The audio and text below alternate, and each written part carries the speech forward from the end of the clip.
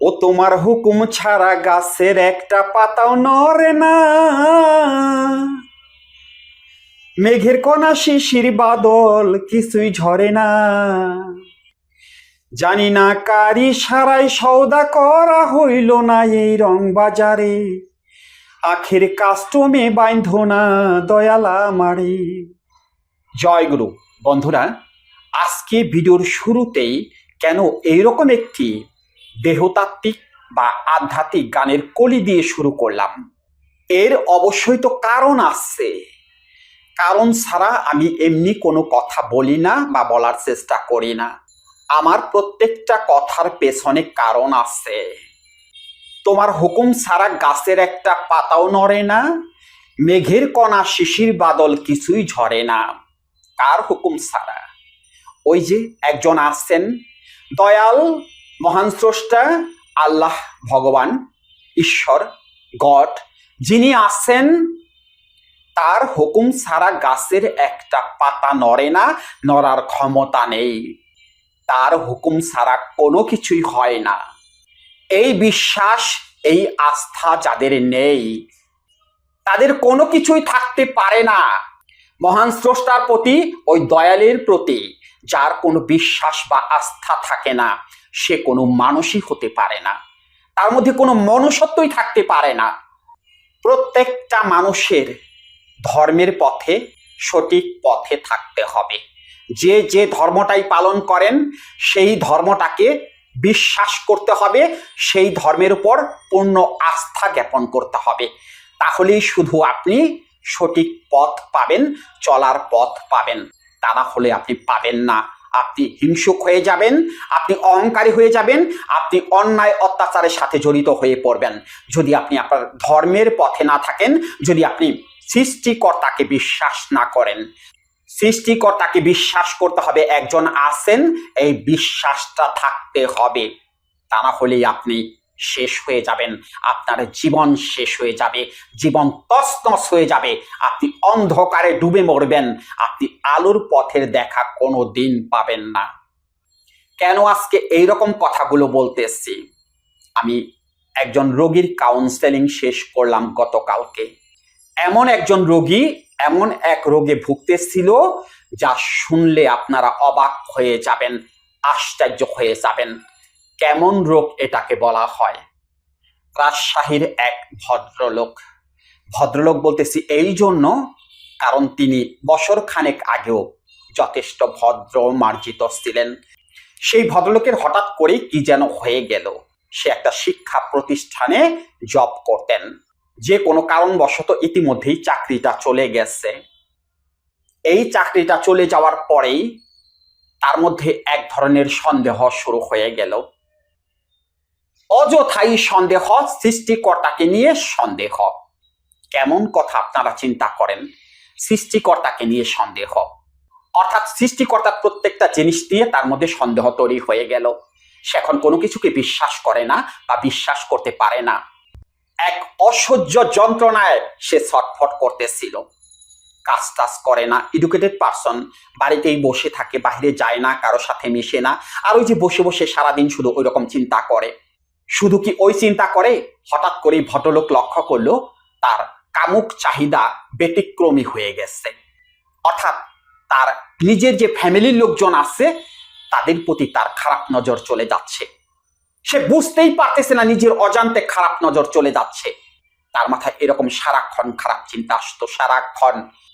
কি করবে ভেবে পাচ্ছিল না, বুঝতে পারতেছিল না। কোথায় গেলে, কোন জায়গায় গেলে সঠিক পথের সন্ধান পাওয়া যাবে, সেটাও সে খুঁজে পাচ্ছিল না। তার এই সমস্যার জন্য ডাক্তার, কবিরাজ অনেক কিছু দেখিয়েছে, কিন্তু তাদের কাছে এই বিষয়টা সে গোপন রেখেছে। অর্থাৎ এই যে স্রষ্টার প্রতি বা সৃষ্টিকর্তার প্রতি যে তার বিশ্বাসটা কমে যাচ্ছে, এই জিনিসটা সে গোপন রেখেছে। সে অন্য বিষয় বলেছে, এই যে সন্দেহ হয়, এগুলো সে বলেছে, কিন্তু এই বিষয়টা সে গোপন রেখেছে। কেননা এটা তো গোপন রাখার কথা, এমন একটা কথা সে তো কাউকে বলতেই পারবে না। বললেই তো তাকে বাড়ি থেকে চলে যেতে হবে বা বাড়ি থেকে বের করে দেবে। এই ভয়ে সে কাউকে বলতেই পারতেছিল না। চিকিৎসা চলতেছিল, তার মানসিক সমস্যার জন্য ওষুধ খেয়েই যাচ্ছিল। এই ভদ্রলোক কিন্তু 3 মাস আগেও আমার সাথে কথা বলেছিল। তখন কাউন্সিলিং এর কথাটাকে আমি বলেছিলাম। 3 মাস আগে কিন্তু সে এতটা আমার কাছে বিশ্লেষণ করেনি। অর্থাৎ 3 মাস আগে সেও আমার কাছে ওই বিষয়টা গোপন রেখেছিল। এই যে স্রষ্টার প্রতি বিশ্বাস কমে যাচ্ছে, এই বিষয়টা সে আমার কাছে গোপন রেখেছিল।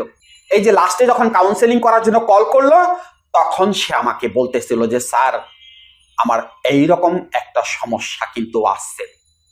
আমি কথা শুনে হতবাক হয়ে গেছিলাম যে এই লোক বলেটা কি। সেই লোককে আমি কাউন্সেলিং করাইলাম, অর্থাৎ 7টা দিন তার কাউন্সেলিং শেষ হলো।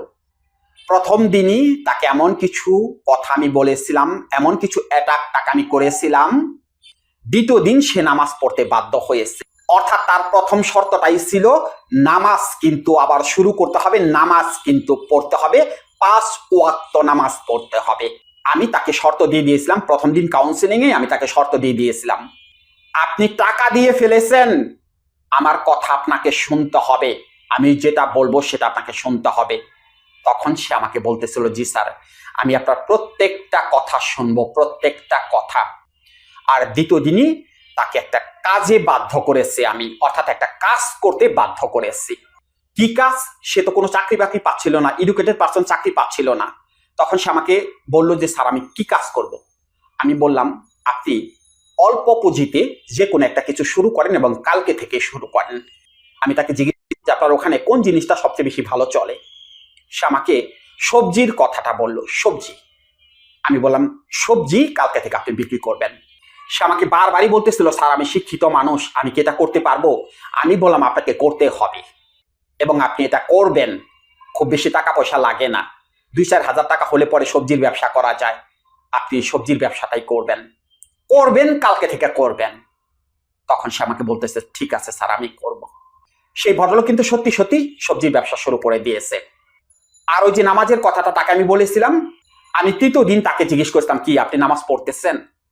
পরে বলতেছে স্যার আপনার আর জোর করার কোনো দরকার নেই, আমার মধ্যে বিশ্বাস চলে আসছে। আপনি প্রথম দিন আমাকে কিছু কথা বলেছিলেন, সেই কথাগুলো আমার মনে আসছে স্যার, আমার বিশ্বাস চলে আসছে যে সৃষ্টিকর্তা একজন আছেন। আমি বললাম হ্যাঁ সৃষ্টিকর্তা একজন আছেন এবং এটা আপনাকে বিশ্বাস করতে হবে। আর তার মধ্যে যে আরো কিছু সমস্যা ছিল, ওই জঘন্যতম সমস্যাগুলো আর কি, দৃষ্টিভঙ্গি খারাপ ছিল, ওটা থেকেও সে বের হয়ে আসছে।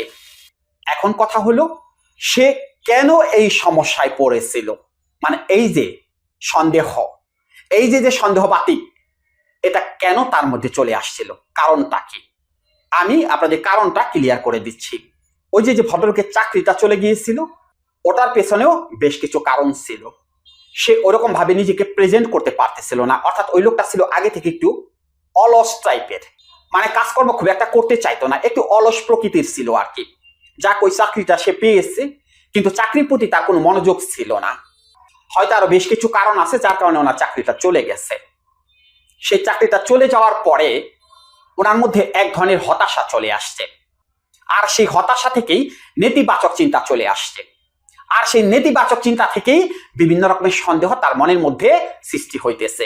কেননা ওই যে নিজে হেরে গেছে, চাকরি চলে গেছে, কোনো কিছু করতে পারতেছে না, এখন তার স্রষ্টার প্রতি কোনো বিশ্বাস নেই। মানে কেন বিশ্বাসটা নষ্ট হয়ে গেছে? ওই যে ব্যর্থতা, হতাশা, নেতিবাচক চিন্তা আর অলসতা, এর কারণে ওই সন্দেহগুলো চলে আসছে। আর যেহেতু স্রষ্টার প্রতি অবিশ্বাস চলে আসছে, যার কারণেই তার দৃষ্টিভঙ্গি খারাপ দিকে চলে গেছে। অর্থাৎ তখন তার হিতাহিত জ্ঞান ছিল না, বা জ্ঞান থাকতো না, সে কি করবে সে বুঝতে পারতেছিল না, সেই জন্য তার দৃষ্টিভঙ্গি খারাপ জায়গায় চলে যেত। অর্থাৎ তার নিজের ফ্যামিলির লোকজন, আত্মীয় স্বজন, তাদের প্রতিও তার কুনজর চলে যেত। ওই কারণে। ক্লিয়ার বিষয়টি আপনারা বুঝতে পারছেন? এই যে আপনারা যারা ভিডিওটি দেখতে আসছেন, এমনি তো আর দেখার জন্য আসেননি, এই সমস্যা আছে বিধায় তো দেখতে আসছেন। বুঝতে পারছেন তো সমস্যাটা কোথা থেকে হয় বা কেন এই সমস্যাটা হলো? ক্লিয়ার বিষয়টি বুঝতে পারছেন? এর পেছনে আরো অনেক কারণ আছে। এই রোগী যারা, তাদের শুরুতেই সমস্যা আছে, অর্থাৎ তাদের ফ্যামিলিগত সমস্যা আছে, এরা ফ্যামিলিতে খুব চাপের মধ্যে থাকে, ছোটবেলা থেকেই এরা অভাব অনটন এরকম কিছু দেখে আসছে, বা পরিবারে ঝগড়াঝাটি লেগেছিল, এমন একটা পরিবারে সে বড় হয়েছে, আর না হয় সেখানে ফিনান্সিয়াল প্রবলেম ছিল, অর্থাৎ চাহিদা মতো সবকিছু পেত না, যার কারণে বড় হয়ে একটা পর্যায়ে তার এই সমস্যাগুলো তৈরি হয়ে গেছে। আরেকটি সমস্যা হলো যে ফ্যামিলি খুব বেশি কনজারভেটিভ, অমুক জায়গায় যাবে না, তমুক জায়গায় যাবে না, অমুক করবে না, তমুক করবে না, সেই ফ্যামিলিতে যারা বড় হয় তাদের এই সমস্যাগুলো হয়ে থাকে। এখানে সাবকনসিয়াস মাইন্ডের একটা ব্যাপার রয়ে গেছে, সাইকোলজিক্যাল একটা ব্যাপার রয়ে গেছে, যাকে আমি অত কিছু বিশ্লেষণ করব না। এখন কথা হলো, যারা এই সমস্যায় আছেন, ওই যে ওই ভদ্রলোক তো ডাক্তার দেখাইছে, ওষুধ খেয়েছে, কই সঠিক পথে তো ফিরে আসতে পারেনি। এখন কথা হলো, সঠিক পথে কেন ফিরে আসতে পারবে? তার সমস্যাটা হইতেছে মনের মধ্যে। তাহলে ওষুধ খেলে হবেটা কি? ওষুধ আমরা কেন খাই? আমাদের দৈহিক যে প্রবলেমগুলো হয়, অর্থাৎ দেহের অর্গানে যদি কোনো সমস্যা হয়, তখন আমরা তার সমাধানের জন্য ওষুধ খাই। কিন্তু সমস্যাটা হইতেছে মনের মধ্যে। মনের মধ্যে সন্দেহ কাজ করে। তাহলে এই মনের সন্দেহ দূর করার জন্য কি ওষুধ আছে, বা মনের ওষুধটা দেবেন কোথায়? মনকে কি ধরা যায়, ছোঁয়া যায়, স্পর্শ করা যায়? তাহলে তার ওষুধটা দেবেন কোথায়? তাহলে ওষুধ খাইতেছেন কেন? যারা খাইতেছেন তারা কি একটু হলে কি বোকার মতো কাজ করতেছেন না? নিজেকে প্রশ্ন করেন যে আমি ওষুধ খাইতেছি কেন, কারণটা কি, ওষুধ খাইতেছি কেন? এখানে হলো আমার একজন লোককে দরকার, যিনি আমাকে সঠিক তথ্য দেবে, বুঝিয়ে সুঝিয়ে আমাকে সঠিক পথে আনবে, তাকে দরকার। ওষুধের দরকারটা কি? এই জিনিসটি আপনারা নিজেকে প্রশ্ন করতে পারেন না? তাহলেই তো বিষয়টা ক্লিয়ার হয়ে যায়। অর্থাৎ ওষুধ খেয়ে এই সমস্যার সমাধান কখনোই করা সম্ভব না। এটা হলো একটা মনের সমস্যা, এটা হলো একটা মনোদৈহিক রোগ। তাহলে এর জন্য করতে হবে কি? ওই যে যেটা করাইলাম ওনাকে 7 দিন, যেটা করাইলাম, বুঝতেই তো পারতেছেন কি করতে হবে? কাউন্সেলিং। অর্থাৎ কথার মাধ্যমে আপনার ভেতরটাকে পরিবর্তন করে দিতে হবে। শুধুমাত্র কথার মাধ্যমে, কোনো জাদু টোনা মন্ত্র তাবিজ কবচ কোনো কিছুর দরকার নেই। শুধুমাত্র আপনার সাথে প্রতিদিন আধা ঘন্টা কথা বলা হবে। মনের সন্দেহ দূর হয়ে যাবে মাত্র 7 দিনের মধ্যে, without medicine. This is counselling or psychotherapy. আমরা কিভাবে সেই কাউন্সেলিং কোর্সটি করিয়ে থাকি? আমাদের কাউন্সেলিং কোর্সটা হয় অনলাইন কাউন্সেলিং কোর্স। দেশে বা দেশের বাহিরে যে যেখানেই আছেন, সেখানে একটা নীরব জায়গা বেছে নেবেন। তারপরে কানে হেডফোন দিয়ে এই যে কথা শুনতেছেন, এরকম ভাবে কথা শুনবেন।